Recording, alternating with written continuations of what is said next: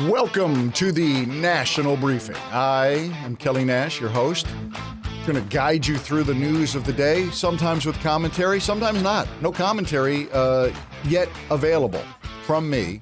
I know I've seen it on cable news. There was plenty of commentary. None of it made any sense last night regarding the firing of the woman who is best known as James Comey's daughter. I feel bad for her. Maureen Comey worked very hard in her life, whether you agree with, whatever. And I'm sure that having James Comey as a dad certainly helped as she started her legal career. But she did rise to, Department of Justice and became the lead prosecutor in the Diddy case, which was an abysmal failure by most people's standards, as Diddy was found not guilty on most of the serious charges. But she was also the Epstein prosecutor. And is there some sort of tie-in with the files? And are the files missing? Did she take them? What's going on? I don't know yet.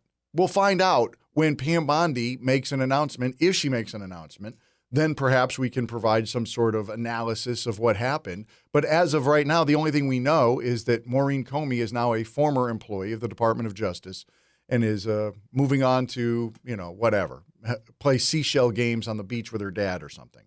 In the meantime, I can give you commentary on this. There was a huge vote yesterday.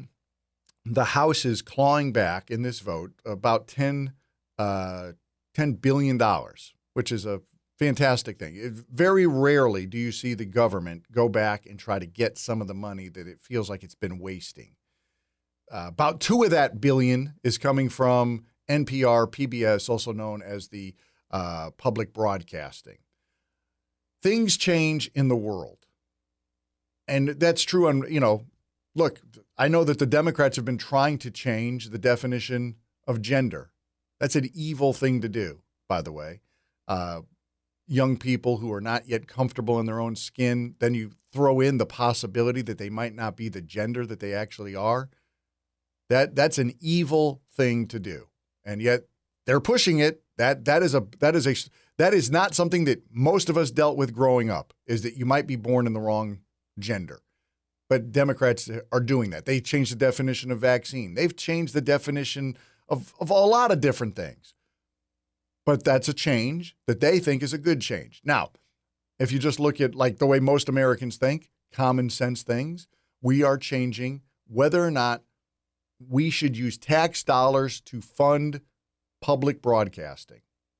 And I'm going to remove the bias angle because they're going to argue that it's, and I know a lot of conservatives have argued that NPR, PBS, very liberal, and they've got a lot of statistics to back that up. But the bigger picture is news and information and child programming and all those things, they are available in abundance throughout the country. When they started these things back in the 60s, it was not. If you ever saw the testimony of Fred Rogers, Mr. Rogers to you and I, on Congress, made a congressional member cry, if I remember right. That was a different era 50, 60 years ago. We're not in that era anymore. Like the lamplighters. There was an era before electricity where we had thousands of people whose main job was to make sure that the gas lamps worked and that they were lit every night. Well, they're no longer here because we got electricity. And I'm sure that there was a time, there was a little crossover period where we had electricity, but people still wanted the lamplighters to have a job. Where are they going to go? They can't learn to code yet. I'm a Sinatra fan, huge Rat Pack fan. I remember Sinatra had a song called The Lamplighter Serenade that came out like in the early 40s. He was reminiscing about the good old days in Hoboken when he was a child, and there was lamplighters that they're no longer going to be there anymore. But things do change. We do not need PBS and NPR anymore. Bert and Ernie, The Count, The Electric Company with Morgan Freeman, all of those things, they can move on, or they can actually make it in the marketplace. Because look, I'm not saying that they're gonna be canceled. They have an opportunity to either change their business model, maybe go to an advertising model, or perhaps just increase those fundraisers. Gosh, those are fun to watch, aren't they?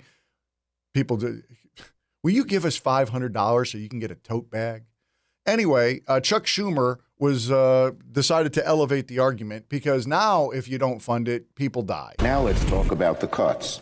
to the CPB, the Corporation for Public Broadcasting. Millions and millions of Americans, over 10 million Americans, 13, live in regions of the country that will be affected by these cuts. And these cuts to local stations couldn't happen at a worse time, with floods and natural disasters front of mind. When a flood happens, when a tornado touches down, when a hurricane makes landfall, people need immediate, up-to-date alerts to stay safe. All too often, public broadcasting is the only way for people to hear what's going on.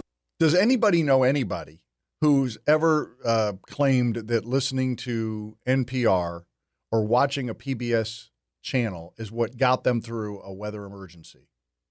I've never heard of anybody. I'm not saying it doesn't happen. I'm just saying I've never heard of that individual. They should make a promo of that if that is actually the case, because I see lots of like local weather channels. Like, I'm coming to you from South Carolina.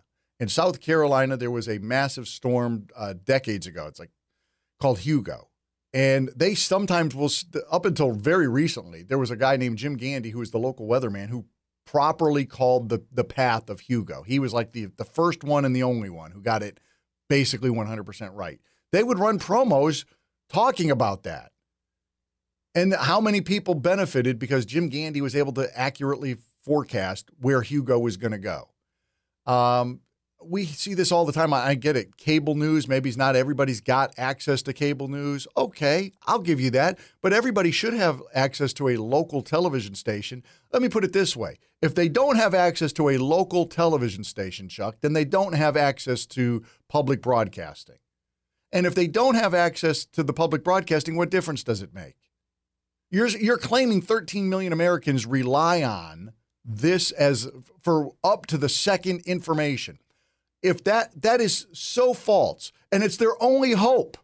They're like, NPR is the Obi-Wan Kenobi of 13 million Americans. You're our only hope. That's such a lot. Look, maybe I'm getting a little bit into the weeds, but because I'm a radio guy, I'm also a radio geek. I grew up listening. I grew up in Connecticut. One of my favorite things to do at night was sit in my bedroom and listen to WLS Chicago, AM 890.